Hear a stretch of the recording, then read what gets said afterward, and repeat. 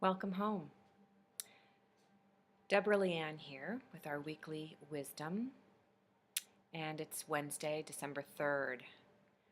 And today's topic is about fear, something that we never outgrow, and we probably will never really truly conquer, but we can learn to live side by side with, even walk hand in hand with, because it's always going to be present on some level. The fear I'm talking about, though, is the big fear, the fight or flight fear. Today, as we were driving to school, my teenage daughter hadn't driven in a while, and the cold has affected the car in a few ways that she needed to adjust her typical reactions when it comes to braking and steering. We came really close, too close in my estimation, to stopping behind a couple of cars at a stoplight.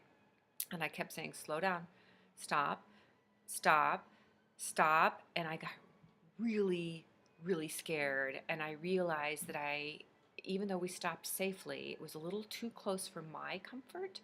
And it totally brought up a previous accident that happened on my 7th birthday. And I hadn't thought about that accident in a long, long time. But we tried stopping. There were a couple cars in front of us, and we were on an icy highway next to Lake Erie. And my stepdad said, hold on, because we're going to crash. And we slid into the car in front of us, and then shortly after that, a car behind us slid into us. So it was a multiple car accident. And it was a big deal, because it was my birthday. I got to ride in an ambulance. I was bloody, but not due to any major issues. My mother's the one that had more issues with broken nose and lacerations to her face. But all of that came rushing back in this moment. And that adrenaline and the heart-pounding fear was something that took a long time for me to calm down from. Bless my daughter's heart. She did fine and drove us safely to school and got out and went in. But it left me with still some putting together of all of my pieces after that. It felt shattered. And that's why the topic today seems very timely. I was also coaching a client today who is going to be making a presentation tomorrow in front of 200 people on a nationally very timely topic. And we were discussing her fear. And all of my coaching came through to support her, and hopefully I can remember some of it next time when I need it. But there's 3 tools that I can give you to support you the next time that you get that heart racing, adrenaline rushing fear that keeps you short of breath and acting irrationally or reliving a previous experience or whatever. If it might be that you're getting ready to make a presentation or be up on stage for some reason. So here's my 3 tips. 1, breathe. Breathe deeply. Allow that fear to step outside of you. In fact, if you breathe in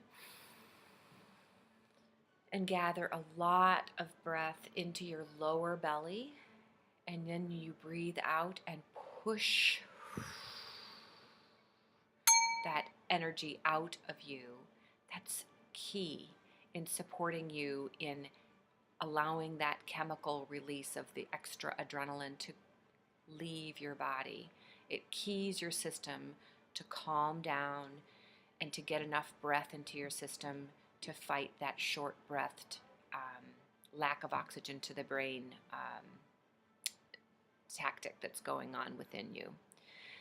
Those little amygdala that are causing this chemical reaction can be tricked. So one of the ways is the deep breathing.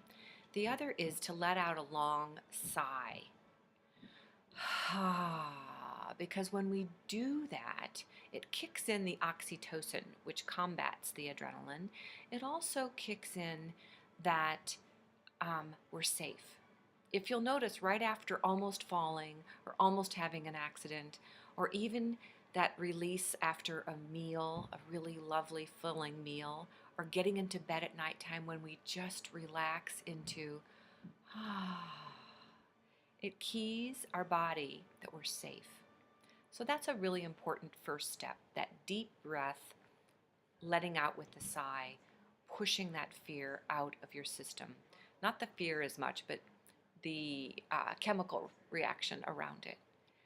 2 is to hold on to your body and really ground your legs all the way down, like they're tree trunks, and they're growing roots down deep into Mother Earth. That grounding feeling, again, is being safe, is being held, if you will, by our Mother Earth. And it gives a sense of safety to our system, which just needs that calming, like a small child who's scared. So we calm our system down by that grounding, even taking whatever the fear that is in your mind about messing up or whatever, and just sending that straight down. Let Mother Earth deal with it. You don't need that energy. You want to focus on doing what you want to do and get the best outcome. So 2 is grounding. 3 is to just do a little swaying of your hips. Totally counteracts our ability, our bodies thinking that we have to do the fight or flight, where we're tensing up and we have to start getting ready to run or fight. And so by relaxing and swaying, especially side to side, that's the counterintuitive thing to do for our body. It'll also signal that we're safe.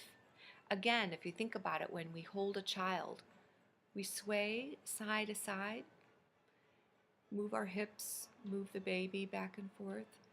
It signals to them to calm, that they're safe. And for our system, it calms and nurtures our system.